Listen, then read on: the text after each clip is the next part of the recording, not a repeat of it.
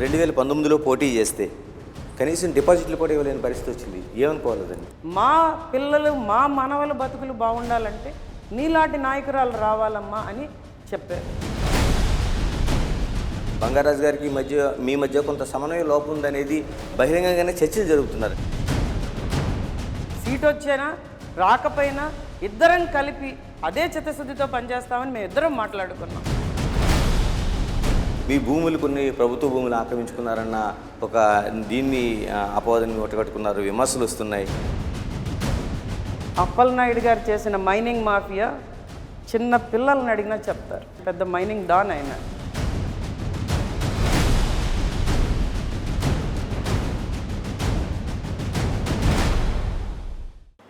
Nellimarla assembly నియోజకవర్గం అంటేనే ఒక ప్రత్యేకత.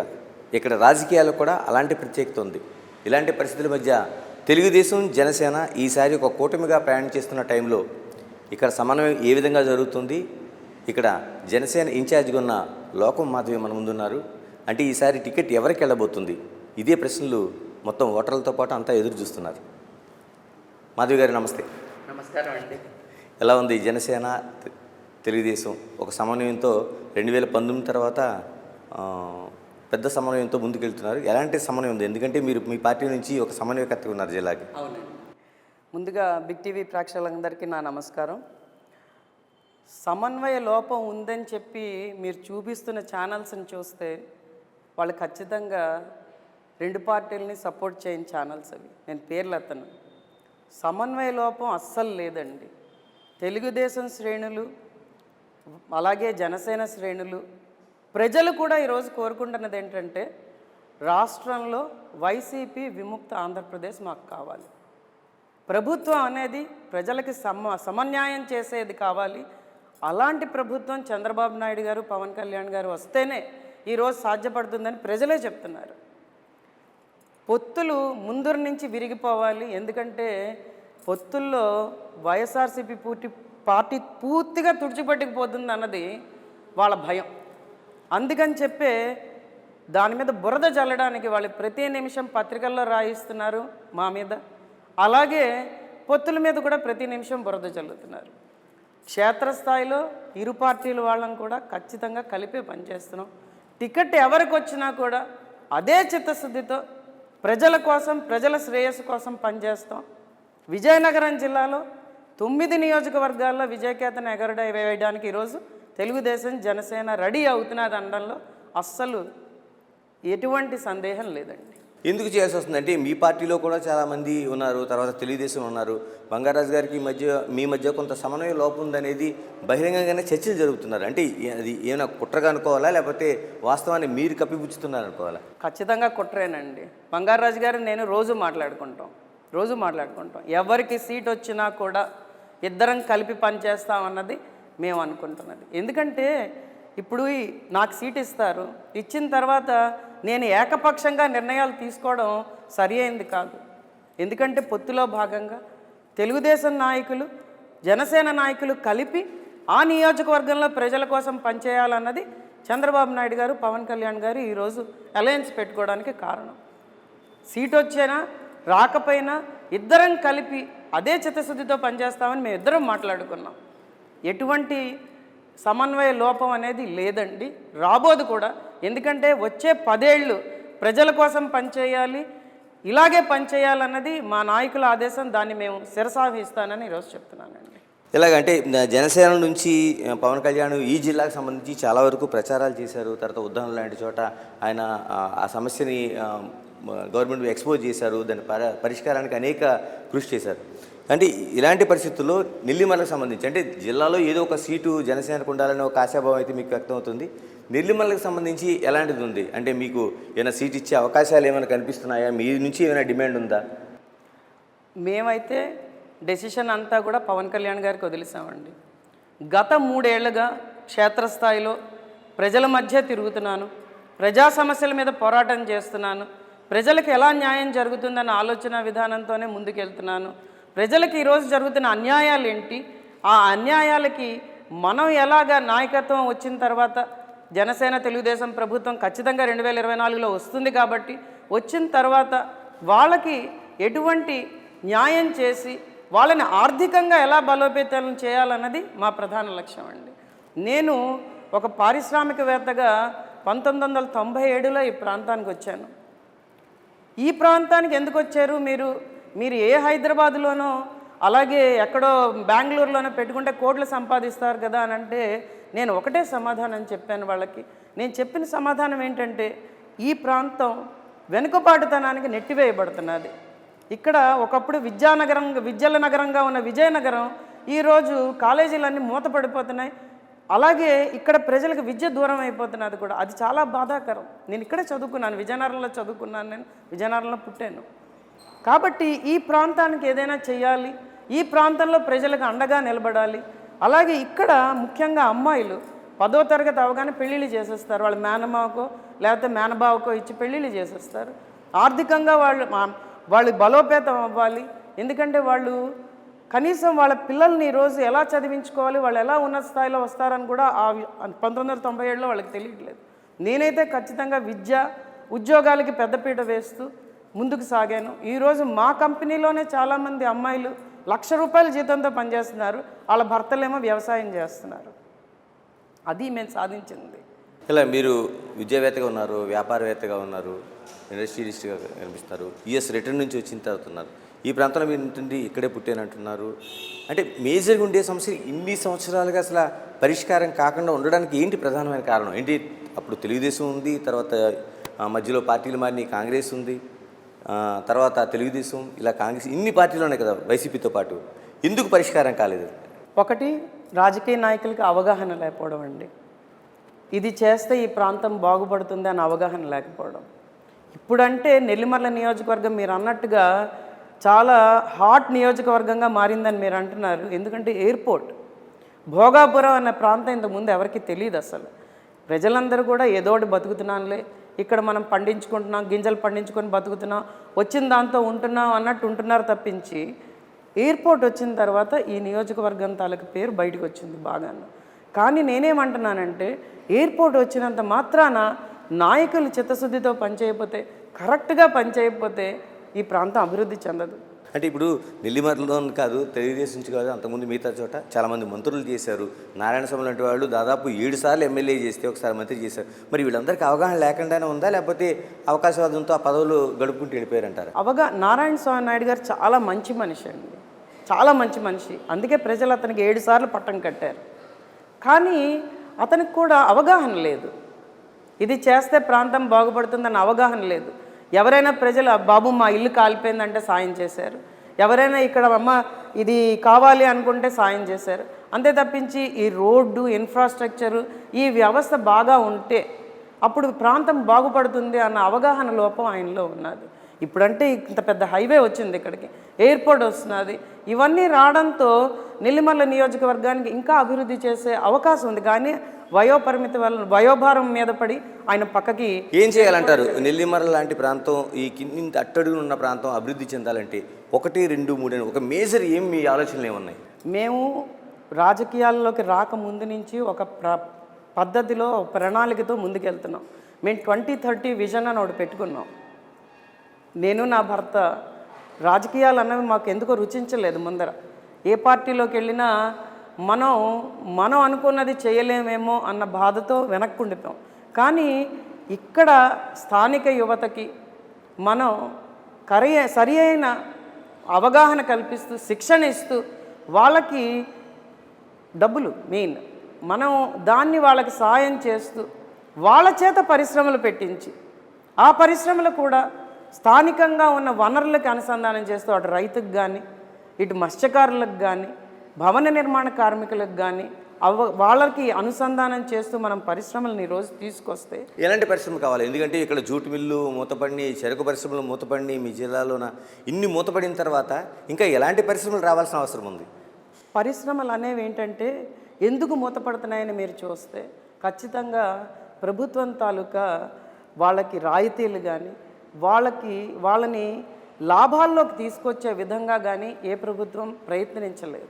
ఆ ప్రభుత్వం ప్రయత్నించేటట్టుగా స్థానిక నాయకులు ఎవరు కూడా ఈ సమస్యల్ని బలంగా తీసుకెళ్ళలేదు ప్రభుత్వం దగ్గరికి. ఖచ్చితంగా పవన్ కళ్యాణ్ గారు, చంద్రబాబు నాయుడు గారి నాయకత్వంలో నేనైతే వాటిని బలంగా తీసుకెళ్తాను. ఎందుకంటే మనకు అర్థం కావాలి. ఈరోజు మీకు ఒక విషయం చెప్తాను. ఇక్కడంతా కాలుష్యంతో నిండిన పరిశ్రమలు తీసుకొచ్చారు. ఆ పరిశ్రమలన్నీ కూడా వ్యర్థాలని అడ్డగోలుగా భూముల్లోకి వదిలేస్తున్నాయి. నెల్లిమల్ల నియోజకవర్గాన్ని ఇలాగే వదిలేస్తే వాళ్ళకి, ఆ కంపెనీలకి మనం కొమ్ము కాస్తూ ముందుకి నాయకులు నడిపిస్తే ఈ ప్రాంతాన్ని ప్రజలందరూ వదిలేసి వెళ్ళిపోవాలి. మీరు ఆల్రెడీ చూస్తున్నారు. తాడి గ్రామం విశాఖపట్నంలో ఫార్మాసిటీ పక్కనే ఉంది. వాళ్ళు పునరావాసం కల్పించమని ఈరోజు అడుగుతున్నారు వాళ్ళందరూ కూడా. అలాగే తయారవుతున్నది. అది పైడి భీమవరం, ఆ బెల్ట్, అల్లాడపాలెం, ఆ ప్రాంతం అంతా కూడా మనం ఏం చేస్తామో కూడా తెలియని పరిస్థితికి వెళ్ళిపోతున్నాయి. పోనీ ఈ పరిశ్రమల్ని మేము భరిస్తాం, ఇటు దివీస్ భరిస్తామని ఇక్కడ ప్రజలు అంటూ ఉంటే వాళ్ళకు ఉద్యోగ అవకాశాలు ఇవ్వట్లేదు, నాయకులు పట్టించుకోవట్లేదు. 2019 ఎన్నికల్లో నాకు పేపర్ మీద రాసి చూపించారు ప్రజలు. ప్రతి పంచాయతీకి, మాకు 101 పంచాయతీలు ఉన్నాయి, ప్రతి పంచాయతీకి నేను ఖచ్చితంగా 5 ఉద్యోగాలు ఇస్తానని ఈ స్థానిక ఎమ్మెల్యే, వైఎస్ఆర్సీపీ ఎమ్మెల్యే ప్రామిస్ చేశాడు. కానీ ఈరోజు దాకా ఒక్క ఉద్యోగం లేదు, ఒక్క ఉద్యోగం లేదు. కనీసం వెళ్తే కూడా మాట్లాడట్లేదు. యువత అందరూ ఖాళీగా ఉంటున్నారు. ఎంఎస్సి ఆర్గానిక్ కెమిస్ట్రీ చేసిన ఒక అమ్మాయి ఈరోజు వైఎస్ఆర్సీపీ వాలంటీర్గా పనిచేస్తున్నదంటే చూడండి ఎంత దరిద్రం. 5,000 రూపాయలకి. అంటే ప్రభుత్వంలోని చిత్తశుద్ధి ఉండాలి, స్థానిక నాయకుల్లో చిత్తశుద్ధి ఉండాలి. నడిపించే బలమైన నాయకుడు ఉంటే ఖచ్చితంగా అభివృద్ధి బాటలోకి వెళ్తుంది. సంక్షేమం అందాల్సిన వాళ్ళకి అందాలి, అభివృద్ధి అందాల్సిన వాళ్ళకి అభివృద్ధి అందాలి. మన సంక్షేమంతో కూడిన అభివృద్ధిని తీసుకెళ్తేనే ఏ ప్రాంతమైనా బాగుపడుతుంది. దానికి ఖచ్చితంగా నిర్దిష్టమైన ప్రణాళికలతో మేము ముందుకెళ్తున్నాం. మన నియోజకవర్గంలో 4 మండలాల్లో 400 పరిశ్రమలు తీసుకొస్తాం. అంటే ఇన్ని ఆలోచనలు చేస్తున్న మాధవి గారు 2019లో పోటీ చేస్తే కనీసం డిపాజిట్లు కూడా ఇవ్వలేని పరిస్థితి వచ్చింది. ఏమనుకోవాలి దాన్ని? 2019లో సిచ్యువేషన్ ఏంటంటేనండి, మేము పవన్ కళ్యాణ్ గారు పార్టీతో పాటు వెళ్తున్నాం, కానీ మాకు రాజకీయ అవగాహన అంతగా లేదు. అది కాకుండా నేను ఒక 2 నెలల ముందనే క్యాండిడేట్గా వచ్చాను. ప్రజలకి నేను తెలియలేదు. అంటే భోగాపురం మండలంలో మేము బాగా తెలుసు, కానీ మిగిలిన 3 మండలాల్లో మాకు మైనస్ అయింది. అది చాలా ప్రజలకు తెలియాలి, ప్రజలకు మనమేంటో తెలియాలి, మనం ఏం చేస్తున్నామో తెలియాలి అన్న దాని మీదే నేను 3 ఏళ్ళు క్షేత్రస్థాయిలో తిరిగాను. ప్రతి ఒక్కళ్ళకి 60 ఏళ్ళు నిండిన వాళ్ళతో కూడా నేను మాట్లాడాను. వాళ్ళు కూడా ఈరోజు ఏమంటున్నారంటే, మా బతుకులు ఎలాగో వెళ్ళిపోయి, మా పిల్లలు, మా మనవల బతుకులు బాగుండాలంటే నీలాంటి నాయకురాలు రావాలమ్మా అని చెప్పారు. ఎందుకంటే మనం ప్రజలకు చెప్పాలి మనం ఏం చేస్తున్నాం. ప్రతి గడప ఎక్కుతాను, ప్రతి ఒక్కరితో మాట్లాడతాను, సభ పెట్టుకొని అందరినీ పిలిచి నేనేం చేద్దాం అనుకుంటాను, నియోజకవర్గానికి ఎలా అభివృద్ధిని తీసుకొద్దామని నేను వాళ్ళకి చెప్తున్నాను. 2019లో అంత ఘోర ఓటమిని చవి చూసినా కూడా మేము ఈ ప్రాంతం అభివృద్ధి చెందాలని చెప్పి చాలా ప్రయత్నించాం. ఇక్కడ కంపెనీలు తీసుకొస్తాను, కావాలంటే నా సొంత భూములు ఇచ్చి ఐటీ కంపెనీలు ఇక్కడ తీసుకొచ్చి ఒక 5,000 ఉద్యోగాలు మనం క్రియేట్ చేద్దామంటే ప్రస్తుత ప్రభుత్వం నుంచి ఎటువంటి మాకు సహకారం అందలేదు, మొండి చేయి చూపించారు. సదరన్ సర్టిఫికెట్ ఈరోజు అన్నది చాలా పెద్ద అవినీతి అండి జరుగుతున్నది. వికలాంగులకి సదరన్ సర్టిఫికెట్ అని పెట్టి పర్సంటేజ్ తగ్గించేసి డబ్బులు తక్కువ ఇస్తూ వాళ్ళని నానా తిప్పలు పెడుతున్నది ఈ ప్రభుత్వం. ఇలాగే ఇప్పుడు మీరు సీట్ ఆశిస్తున్నారు జనసేన నుంచి, తెలుగుదేశం నాయకులు కూడా అదే పోటీతో ఉంటారా, లేకపోతే మీకు సహకరించే అవకాశం ఏమైనా కనిపిస్తుందా? ప్రస్తుతం సీట్ అనౌన్స్ చేసేదాకా ఎవరికి వస్తుందా అని ఆలోచన ఉంటుందండి. సీట్ వచ్చిన తర్వాత నేను మీకు ఒకటే చెప్తున్నాను, వైఎస్ఆర్సీపీ ఏతర ప్రభుత్వం, వైసీపీ విముక్త ఆంధ్రప్రదేశ్ కావాలని అందరూ కోరుకుంటున్నారు. అందులో తెలుగుదేశం జనసేన నాయకులు అయితే ఖచ్చితంగా కోరుకుంటున్నాం. మేము ఎవరికి సీటు ఇచ్చినా కూడా ఇదే చిత్తశుద్ధితో ప్రజల కోసం, ప్రజాశ్రేయస్ కోసం పనిచేస్తామండి. అంటే మరొకటి మీ వ్యక్తిగతంగా అడగాల్సిన ప్రశ్నలు కొన్ని ఉన్నాయి. అంటే మీరు వ్యాపారవేత్తగా ఉన్నారు, మీ భూములు కొన్ని ప్రభుత్వ భూములు ఆక్రమించుకున్నారన్న ఒక దీన్ని అపవాదాన్ని మూటగట్టుకున్నారు, విమర్శలు వస్తున్నాయి. ప్రజా జీవితంలో ఉన్న తర్వాత, ప్రత్యేకంగా జనసేన లాంటి పార్టీలు ఉన్న తర్వాత దాన్ని ఎలా క్లియర్ చేసుకోగలుగుతారు మీరు? నేను భూములు 1997లో కొనుక్కున్నానండి. నేను ఒకటే చెప్తున్నాను, 1 సెంటు ప్రభుత్వ భూమి ఉన్నా దాని మీద నేను అక్రమ కట్టడాలు చేసిన కూల్చేయండి, తీసుకోండి. మీరు 30 ఏళ్ళు ఏం చేశారు? ఇప్పుడు ఎందుకు అపవాదులు వేస్తున్నారు? నేను రాజకీయంగా వచ్చానా? నేను ఇదే చెప్తున్నాను, ఒక్క సెంట్ ఉన్నా కూడా నేనే ఇచ్చేస్తాను. ప్రభుత్వ భూములు కబ్జా చేస్తున్న వాళ్ళ మీద మేము పోరాటం చేస్తున్నామండి జనసేన పార్టీ తరఫున. నేను ప్రభుత్వ భూములను ఆక్యుపై చేస్తే పవన్ కళ్యాణ్ గారు నన్ను పార్టీలోంచి తన్ని తవరవేస్తారు. ఆయన నిజంగా నాలాంటి నాయకులు కావాలని ఆయన కోరుకుంటున్నారు. అంతేగాని కబ్జాదారులు కూనీకోరులు నాయకులుగా వస్తే ఎప్పుడో సీఎం అయిపోతారు. ఆయన ఏరి కోరి తన నాయకులను తీసుకొస్తున్నారు. అందులో నేను ఒక దాన్ని నేను గర్వంగా చెప్పుకుంటాను ఎప్పుడు కూడాను. నా భూముల మీద నాకు వాళ్ళు పెడుతున్న ఇబ్బందులు ఆయనకి తెలుసు. చాలా భూముల్ని మొన్ననొచ్చి 22A కింద క్లాసిఫై చేసేసారు. మా భూముల్ని మాట్లాడలేదు. ఈ ప్రభుత్వం ఇలాగే చేస్తుంది. ఎందుకంటే పేదవాడి దగ్గరే సెంటు భూమి ఉండకుండా లాగేసుకుంటున్నది. నేనెంత వీళ్ళకని చెప్పి కోర్టుకు వెళ్ళి స్టే తెచ్చుకున్నాను. అంటే మాధవి గారిగా మాట్లాడుకుంటే మనం అంటే జనసేనగా మీరు అధికార పార్టీపై విమర్శలు చేస్తున్నారు, కానీ ఒక వ్యాపారవేత్తగా అధికార పార్టీ నాయకులతో మీకు సత్సంబంధాలు అంటే ఉన్నాయంటున్నారు. బొత్స లాంటి వారితో కావచ్చు, అప్పలనాయుడుతో కావచ్చు. మరోవైపు పార్టీ ఫండ్ కూడా మీ నుంచి వాళ్ళకి అందజేస్తారంటున్నారు. దీన్ని ఏ విధంగా అర్థం చేసుకోవాలి? మేము ఎప్పుడు పార్టీ ఫండ్లు వాళ్ళకి ఇవ్వలేదండి. జనసేన పార్టీలో జాయిన్ అయింది ఎంచి నేను చాలా చిత్తశుద్ధితో ఉన్నాను. జనసేన పార్టీలో జాయిన్ అవ్వక ముందర ఒక కార్పొరేట్ వ్యవస్థలా ఉండేదాన్ని. అప్పుడు కూడా నేను ఎవరికి పార్టీ ఫండ్లు ఇవ్వలేదు. బొత్స గారు ఫోన్ చేసి, ఝాన్సీ మేడం కానీ ఫోన్ చేసి ఉద్యోగం కావాలని అడిగితే ఉద్యోగాలు ఇచ్చేవాళ్ళు. అర్హత ఉన్న వాళ్ళకి ఉద్యోగాలు ఇచ్చేవాళ్ళు, అర్హత లేని వాళ్ళకి లేదని చెప్పేవాళ్ళు. పేదవాళ్ళకైతే మటుకు నేను ఈ రోజుకి కూడా వాళ్ళు వచ్చి అడిగితే ఏదో రికమెండేషన్ పట్టుకొని నా దగ్గరికి రావక్కర్లేదు. వాళ్ళు వచ్చి అడిగితే వాళ్ళకి కావాల్సిన శిక్షణ ఇచ్చి నేను ఉద్యోగం ఇస్తాను. 2 ఏళ్ల కిందట సుమారు 600 మందిని మన నియోజకవర్గంలో యువతను అందరినీ తీసుకున్నాను. ఎందుకంటే ఒక నోటిఫికేషన్ లేదు, ఒక ఉద్యోగ అవకాశం లేక వాళ్ళ పేరెంట్స్ కూడా చాలా ఇబ్బందులు పడుతుంటే 600 మందిని తీసుకొని ఏడాది పాటు నా సొంత డబ్బులతో బస్ వేసి వాళ్ళకి ఫుడ్ పెట్టించి ట్రైనింగ్ ఇప్పించాను నేను. వాళ్ళలో 120 మందిని నా కంపెనీలోనే ఈరోజు ఉద్యోగస్తులుగా తీసుకున్నాను. మిగిలిన వాళ్ళకి పైన అవకాశాలు వచ్చాయి బయట, వాళ్ళు చేస్తున్నారు.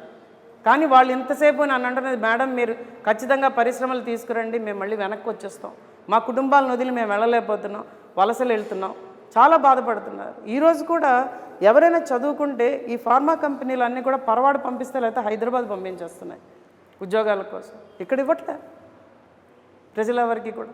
ఇక్కడ కుటుంబ నేపథ్యం చాలా ఉంటుంది, ఉమ్మడి కుటుంబాలు చాలా ఎక్కువ. అలాంటి వాళ్ళందరూ ఇక్కడ ఉందామని కోరుకునే వాళ్ళందరికీ కూడా నేను ఖచ్చితంగా ఒక వెన్నుదాన్ని నుండి వాళ్ళని ముందుకు నడిపిస్తానని ఈరోజు చెప్తున్నాను. మరి జిల్లాలో కాకుండా నెల్లిమర్లకు సంబంధించి మన సామాజిక వర్గాల కోసం మాట్లాడుకుందాం. ఎందుకంటే ఇక్కడ తూర్పు కాపు సామాజిక వర్గం పెద్దగా ఉంది, మీరు ఒక సామాజిక వర్గం, మీ భర్త ప్రసాద్ గారు మరో సామాజిక వర్గం. ఈ ఈక్వేషన్స్లోనే ఎలా ఉంటుంది అనేది ఒక ప్రశ్న ఒకటి మనకు వినిపిస్తోంది.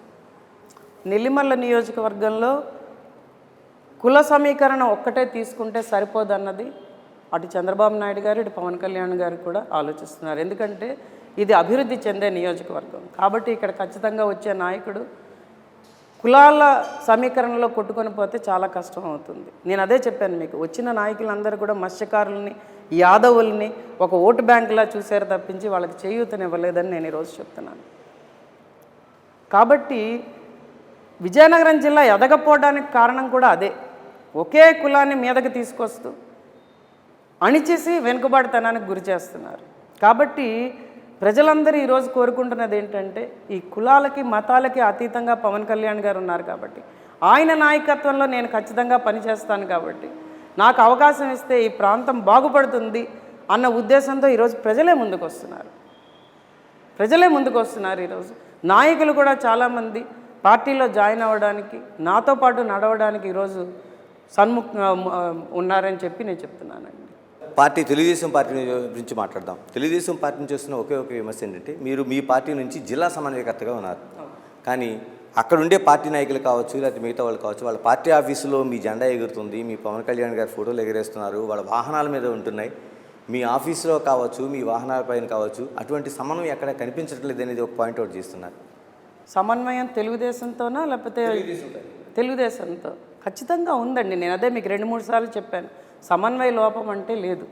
సమన్వయ లోపం అంటే ఇది ప్రస్తుతానికి ఎలా ఉందంటే ఎవరికి టికెట్ వస్తే వాళ్ళతో పాటు పనిచేయడానికి అవతల వాళ్ళు అందరం రెడీగా ఉన్నాం. జనసేనకి టికెట్ వస్తే తెలుగుదేశం వాళ్ళు మాతో పనిచేయడానికి రెడీగా ఉన్నారు, తెలుగుదేశానికి టికెట్ వస్తే జనసేన శ్రేణులన్నీ కూడా రెడీగా ఉన్నాయి. అటువంటి సమన్వయ లోపం లేదు. ఎందుకంటే మీకు ఇంకో విషయం చెప్తాను, సమన్వయ కార్యక్రమం మీటింగ్స్ అయ్యాయి మనకి. మన నియోజకవర్గంలోనే చాలా సక్సెస్ఫుల్గా 9 నియోజకవర్గాల్లో ఉమ్మడి జిల్లాలో నేను చేయించాను. నన్ను అప్పుడే సమన్వయకర్తగా పెట్టారు, సింగిల్ పాయింట్ ఆఫ్ కాంటాక్ట్గా. 9 నియోజకవర్గాల్లో ఎక్కడా కూడా తేడా లేకుండా చాలా పీస్ఫుల్గా, చాలా ఆనందంగా మేము సమన్వయ మీటింగులు చేసుకున్నాం. మరి ఈ వార్తలు పుట్టిస్తున్నది ఎవరో నాకు తెలియట్లేదు, ఎందుకు వస్తున్నాయో తెలియట్లేదు. నేను చెప్తున్నాను కదా, బురద జల్లడానికి విజయనగరం జిల్లాలో జనసేన తెలుగుదేశం కలిపి పనిచేస్తే వైసీపీ పార్టీకి పుట్టగతులు ఉండవు అన్నది ఇక్కడ అందరు ప్రజలు నాయకులు అంటున్నదే. కాబట్టి ఇలాంటివి జల్లుతూ అటు ఇటు విభేదాలు సృష్టిస్తూ కులాల సమీకరణలు తీసుకొస్తూ పక్కదారులు పట్టిద్దామన్నది ఇక్కడ కొంతమంది చేస్తున్న విష ప్రచారం. ఇలాగ మీ పార్టీ నుంచి కూడా ఒక ఇది కనిపిస్తుంది. మీ అభ్యర్థిత్వాన్ని అందరూ అంగీకరిస్తున్నారా, లేకపోతే ఏమైనా ఒక డీవియేషన్ ఏమైనా కనిపిస్తుందా మీకు ఏమైనా? డీవియేషన్ అంటూ ఏమీ లేదండి, డీవియేషన్ అంటూ ఎక్కడా లేదు.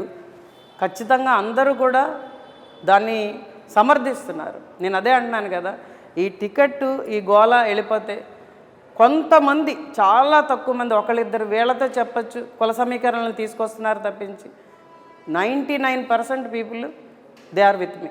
ఇలాగ పవన్ కళ్యాణ్ గారు ఇటువంటి దాన్ని ఒక డిసిప్లిన్ లేకపోతే కుదరదని ఇప్పటికే చాలాసార్లు వార్న్ చేశారు. మీరు ఏమైనా ఆయన దృష్టికి తీసుకెళ్లే ప్రయత్నం ఏమైనా చేస్తున్నారు? ఆయనకి తెలుసండి, ఆయనకు తెలుసు, ఆయనకు అన్నీ తెలుసు. ఆయనకి నా అభ్యర్థిత్వం తెలుసు, నేనేం చేయగలనో తెలుసు, ఎలాగా మనం ఈ నియోజకవర్గాన్ని ముందుకు తీసుకెళ్లాలో తెలుసు. అతను అన్నీ తెలిసి ఆయనతో మాట్లాడే మేము అన్ని చేస్తున్నామండి. పవన్ కళ్యాణ్ గారు, నాదెండ్ల మనోహర్ గారి డైరెక్షన్లోనే ఇక్కడ అంతా కూడా జరుగుతున్నది. వాళ్ళ ప్రకారమే జనసేన పార్టీని ఇక్కడ నేను బలోపేతం చేస్తున్నాను అన్నది అందరికీ తెలుసు. ఎందుకంటే పార్టీని, అధిష్టానాన్ని ధిక్కరించి నేను ఎప్పుడు ఏ పనులు చేయను. ఆయన ప్రజల మనిషి, ఆయన ప్రజల కోసం పనిచేస్తారు, నేను ప్రజల కోసమే పనిచేస్తున్నాను.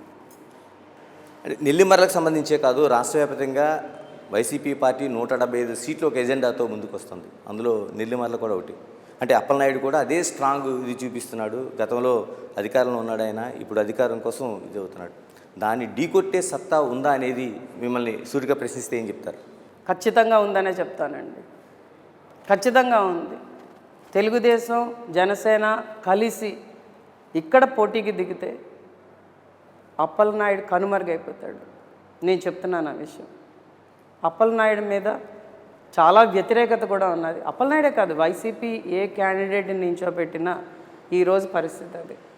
ప్రజలే చెప్పేస్తున్నారు నేను వెళ్తున్నప్పుడు, గాజు గ్లాసు గుర్తు ఓటేస్తాం, మిమ్మల్ని గెలిపిస్తాం అనేది ప్రజలు చెప్తున్నారు. ఈరోజు ప్రజలు ఈరోజు కోరుకుంటున్న మా నియోజకవర్గంలో తాగడానికి మంచి నీళ్లు, ఇంటింటికి కొళాయి, దానిలో కంప్లీట్గా విఫలమైపోయింది వైఎస్ఆర్సీపీ. కాలువలు ఎక్కడా కట్టలేదు, మురికినీరు రోడ్ల మీద ఎక్కడ పడితే అక్కడ, పారిశుద్ధ్య లోపం అనేది నియోజకవర్గంలో ఖచ్చితంగా కనిపిస్తున్నారు. కాంట్రాక్టర్లకు ఎవరికి డబ్బులు ఇవ్వలేదు, రోడ్లు గుంతలమయం, ఎక్కడా రోడ్లు వేయలేదు, కనీస అవసరాలను చూడట్లేదు ప్రజలకి. ఉద్యోగాల విషయంలో పూర్తిగా విఫలమైపోయింది. ఏ నాయకుడిని నించోబెట్టినా, ఒక నియోజకవర్గం నుంచి ఇంకో నియోజకవర్గానికి ఆ నాయకుడిని పంపించినా కూడా ప్రజలు ఓటేయరండి ఈసారి వైఎస్ఆర్సీపీకి. వైనాట్ 175 అన్నది ఆయన మానేమనండి అనడం, ఎందుకంటే అది జరగని విషయం. మాధవి గారు, చివరిగా చెప్పండి, అంటే అధికార పార్టీలో అక్కడెక్కడని కాదు, చాలా చోట్ల జరుగుతున్నది ఇది. ఇక్కడ ఉండి తెలుగుదేశం కావచ్చు, మీ పార్టీ కావచ్చు, ఇందులో ఉండి కొందరు నాయకులని అందరినీ తప్పుపట్టట్లేదు. ఒక లాలూచీ కుస్తీ అధికార పార్టీతో నడుస్తున్నారు, వాళ్ళు జర్నీ చేస్తున్నారు. మీ రెండు పార్టీల సమన్వయానికి ఒక వెన్నుపోటుగా కాబోతుంది అంటున్నారు. దీన్ని ఎలా పరిష్కరించుకోబోతున్నారు? దీనికి ఎలా సమాధానం చెప్పబోతున్నారు మీరు? ప్రతి నియోజకవర్గాల్లో ఈ పోరు ఉంటుందండి. అది మా నియోజకవర్గానికి ప్రత్యేకంగా ఉందా లేదా అన్నది నేను మాట్లాడిన దాని గురించి. నేనైతే క్షేత్రస్థాయిలో ప్రతి నాయకుడితో, పంచాయతీ నాయకులతో, sarpanch, MPTC, vice sarpanch, ward మెంబర్లు, అలాగే ఈ ప్రాంతం బాగుపడాలని కోరుకునే పెద్ద పెద్ద కుటుంబాలందరితో మాట్లాడుతున్నాను. నేను గత 3 సంవత్సరాలుగా నేను చేస్తున్నది అది.